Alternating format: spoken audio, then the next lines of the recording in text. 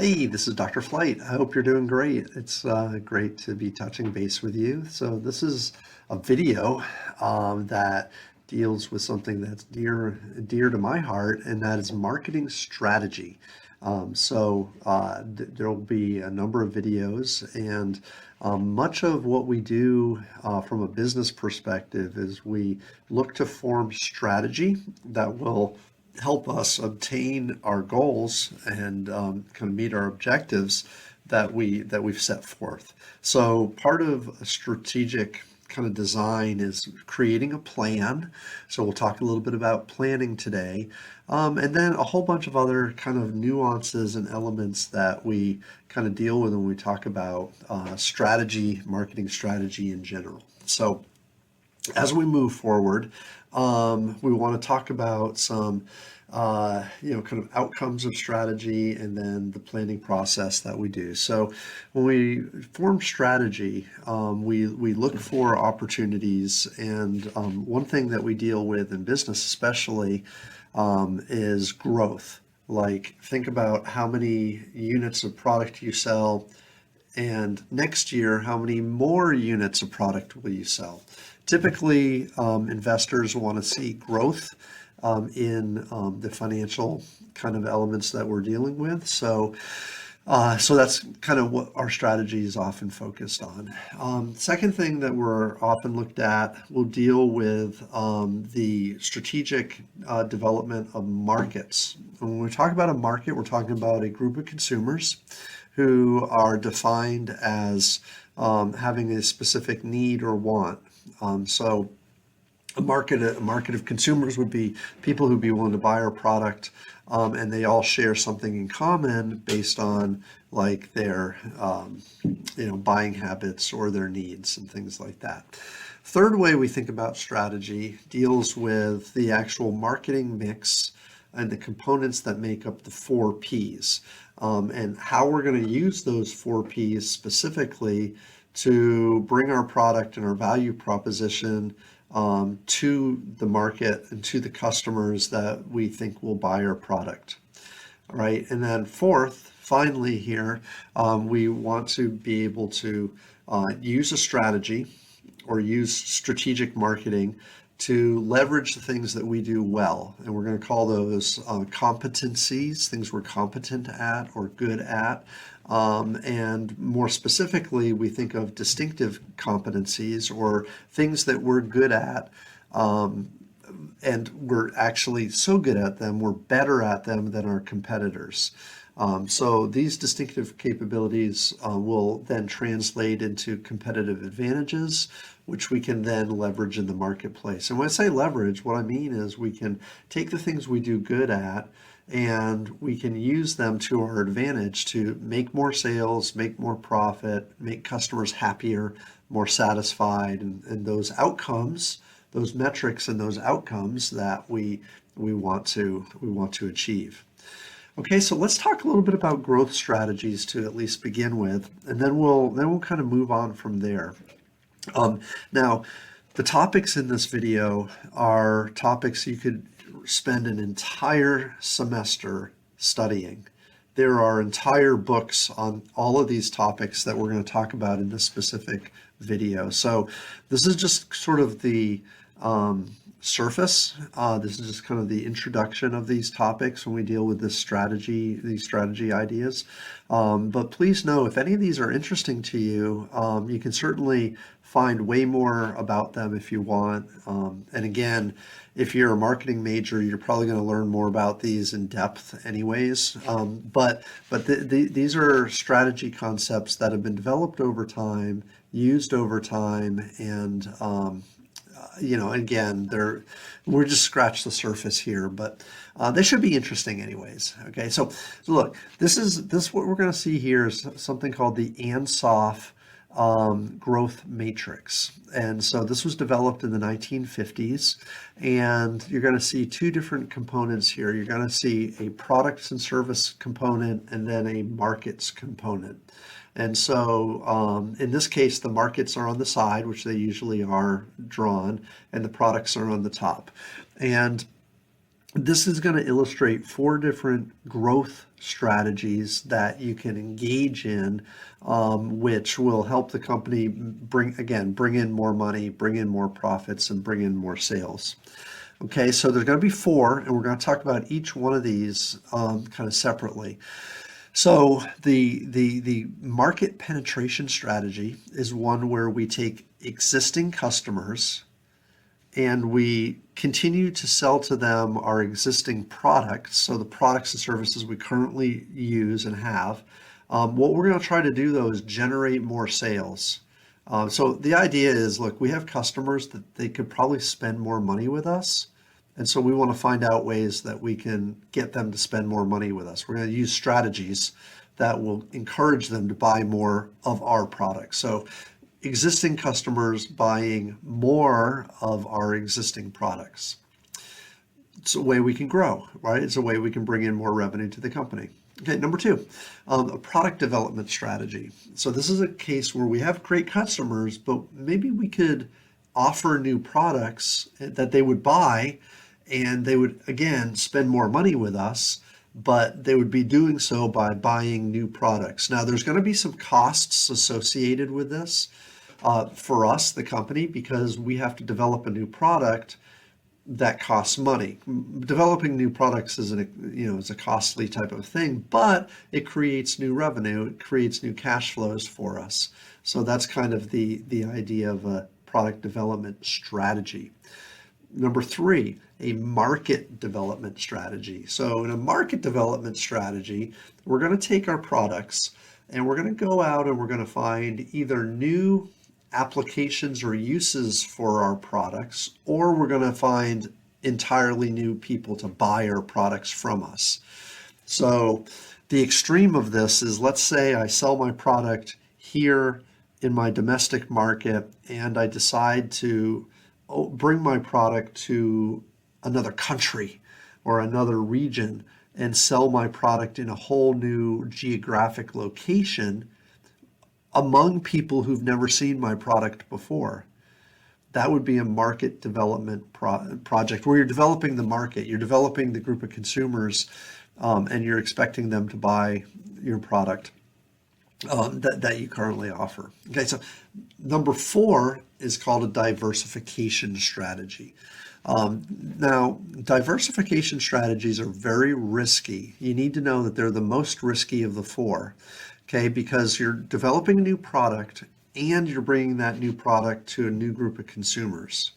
So this can be considered a very risky venture. It might be an example of where, I don't know, maybe you take Burger King, which is a fast food restaurant, and Burger King comes out with a line of clothes.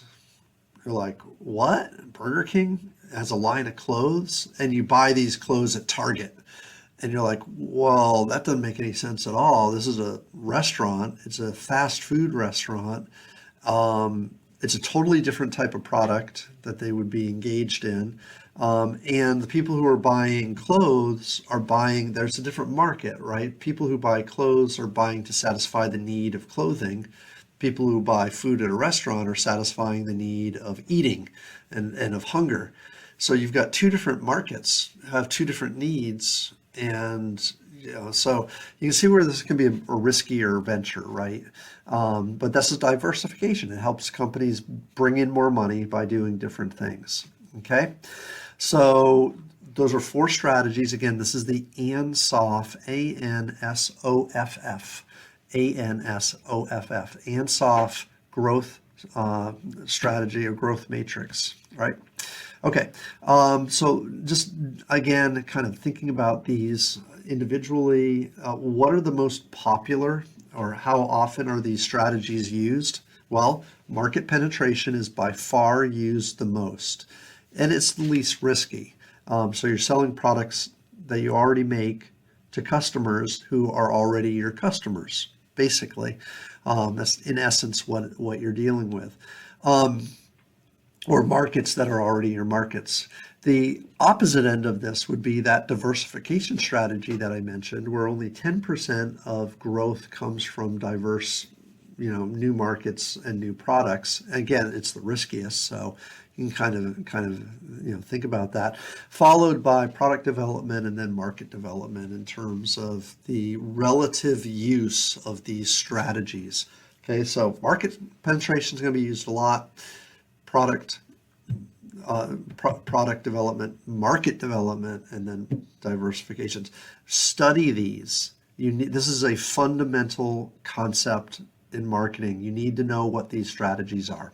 Okay, so as I mentioned, market penetration. Marvel, this kind of scenario takes place where we're talking about the movie producer, the movie company, or not the movie, but the comic book rights holder, Marvel, which is actually owned by Disney now, right?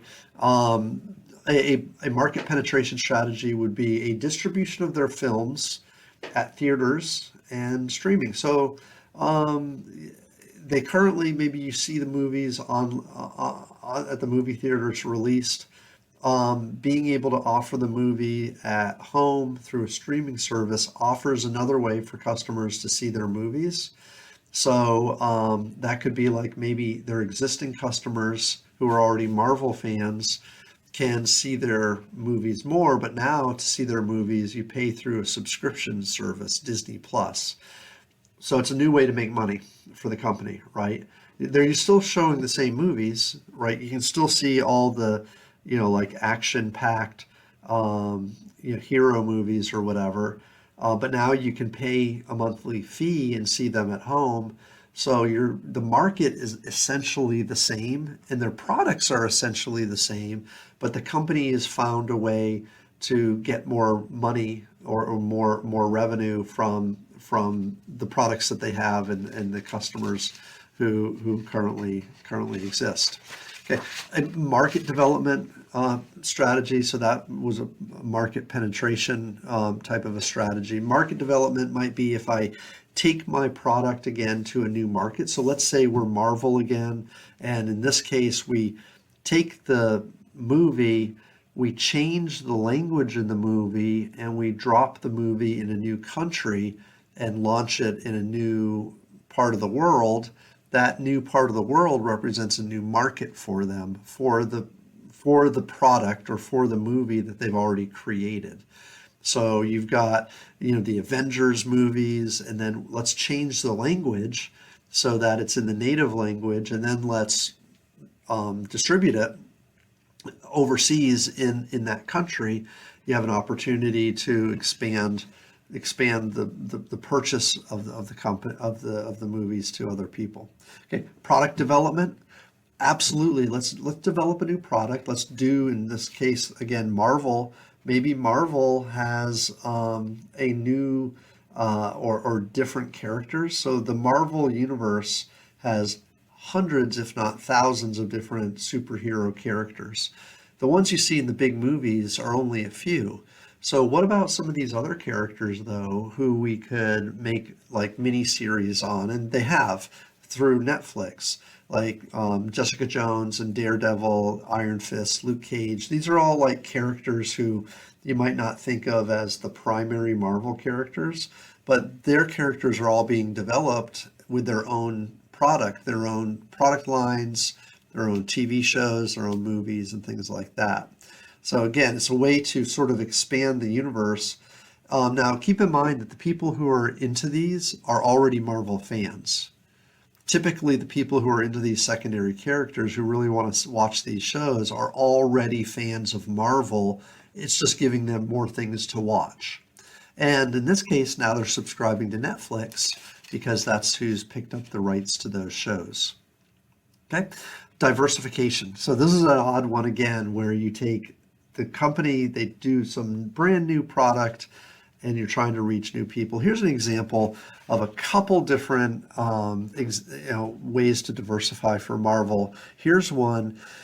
What if Marvel came out with a home decor package that's featured or focused on their some of their characters? So in this top picture, we see kind of the green maybe of the Hulk. The Hulk kind of image and contour and color scheme and such.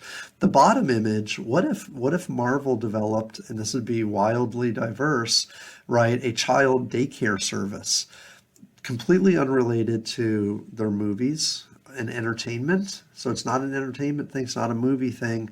And they'd have to create new outlets and new products, and the buyers are going to be, and the customers are going to be completely different, right? They're not going to be Marvel fans. They're not going to be movie fans. They are going to be wanting to serve a completely different need. Okay, so diversification, very risky. But again, if they do it well, then can make a lot of money doing it. Okay, so the Ansoff growth matrix. Remember these. Be sure to be able to study these. Okay, another way we can think of strategy would be something that deals with what we call product portfolios, and we're going to talk about these later on when we do product development and product brand management.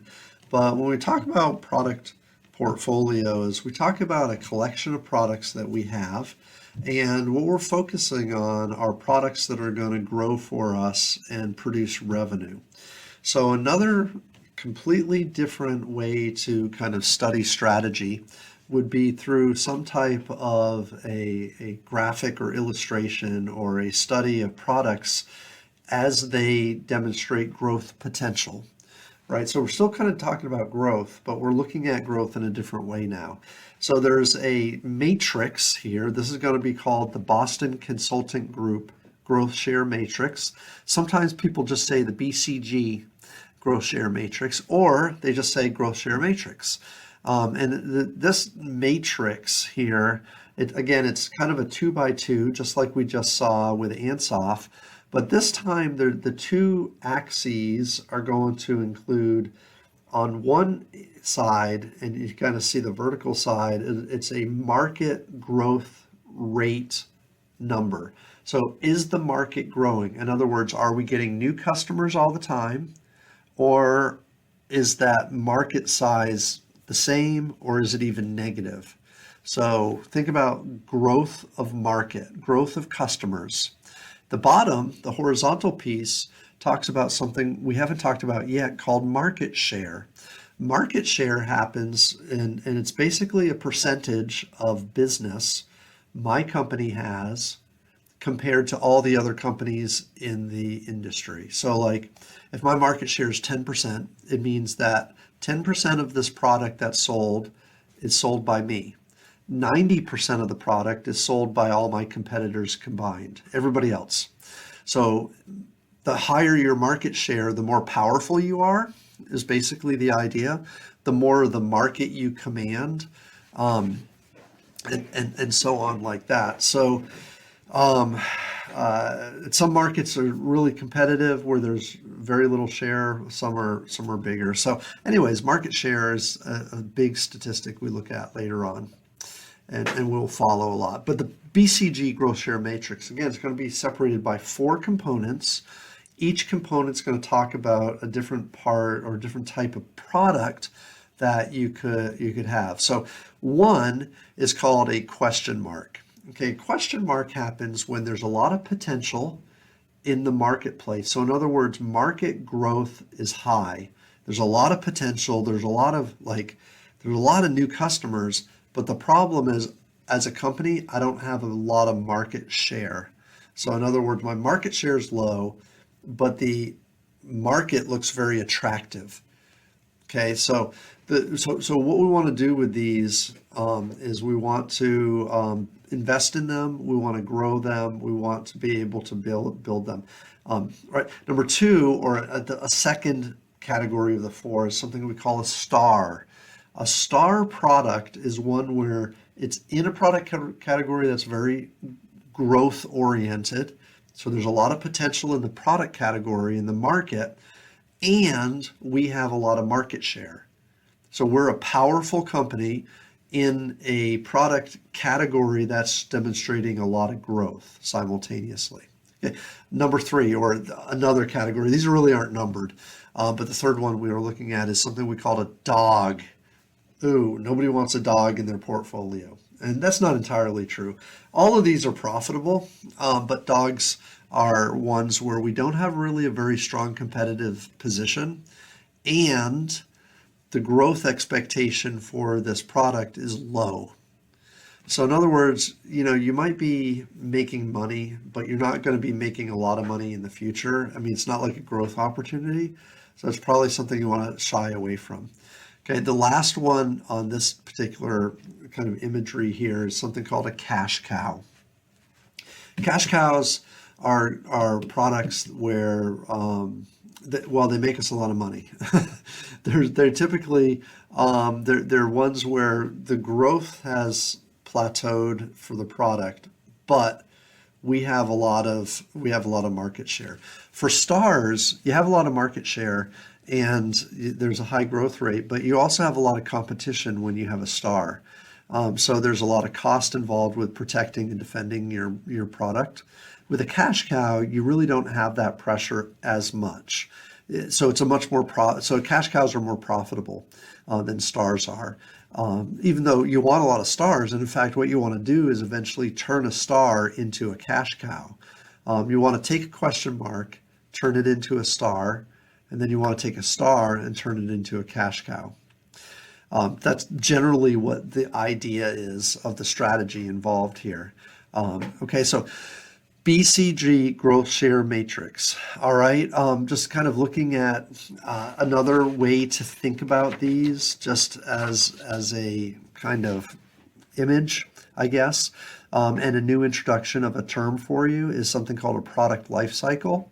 Product life cycle talks about sales over time. So if we had labels here, sales would be in the bottom, time would be on the bottom, sales would be on the vertical axis. And so if you look at like how many units I sell over time, you get this curve, right? Actually, it goes this way to you, right? We get this curve where it starts off slow, it grows, you hit a peak, and then it declines. If we look at these four characters, these four BCG growth share matrix product types over time, this is what we typically have. We have question marks early, where the growth potential is very strong, but you don't have a lot of sales, basically. And then we have the growth stage, or the middle stage, where there's the star stage, if you will, where there's a lot of growth. Again, growth, high growth in sales, plus your market share is simultaneously growing. Then we get into the cash cow area, where sales are plateauing for the industry, so growth is low, but we have a lot of sales in the industry, and then finally we hit the dog stage. Okay, so these are all kind of ways to think about like growth strategies and kind of portfolios and things like that. So again, question marks are ones where we want to invest a lot of money and we want to develop them. And we want to get past the point of uncertainty to where this product we know is going to be a success. Oftentimes we see this during the introduction stage of the product life cycle. Stars, we have to continue to grow. And the problem here is there's a lot of competition for stars. So you have a lot of competitors who are also trying to sell the product you're selling. And you have to defend yourself, and you have to sell yourself, and you have to persuade customers to buy your product and become your base, right? Cash cows, you've sort of worked through those issues so you can actually spend less money managing the product once you hit a cash cow stage, yet you still have a lot of sales that are happening. Get a lot of people repeat purchasing and things like that. You can also extend the product and grow the product line and stuff. You can do a lot of fun things with the cash cow. Dogs are still profitable, but they're towards the end of the product life cycle. So in other words, you're still making money, but you're making less money every time period that as you move forward. So the end is coming, and you start thinking about lowering your cost and divesting your interest in that product. Okay, so wow, that's a lot. There's a lot to sort of digest and think about in this video. I know this video has been longer. And so, here are the things, study these. Okay, so identify your growth strategies, understand what you're addressing when we're dealing with the strategies. The firm's target market is something that we want to look at. We want to look at the growth of the market and our position there. We want to address the needs of customers, and we want to also, and we're going to talk about this more moving forward, we're going to talk about something called competitive advantages that will help sustain our growth as a business model. We want to be able to define Ansoff's 4 growth strategies. So that'd be the diversification, product development, and product or market penetration. You got to know those. Those are absolute certainties. You also have to know the axes that make up those strategies. So products on one side and markets on the other side, new and old. You got to be able to define those. You got to be able to draw that chart. And then also the Boston Consulting Group growth share matrix. Need to know the 4 question marks, stars, dogs, and cash cows. You know a little bit about each one of them, and you need to be able to draw out and make that chart with market growth and then market share as the 2 axes that are there. Okay, so again, there's a lot here. We could actually spend an entire semester just on this one video. So this is just the surface, but there's some fundamentals that you have to take away from this. So study these questions, study this video, study the text. Okay, let me know if you have any questions too. I'm happy to touch base with you, so be sure to touch base with me. All right, take care.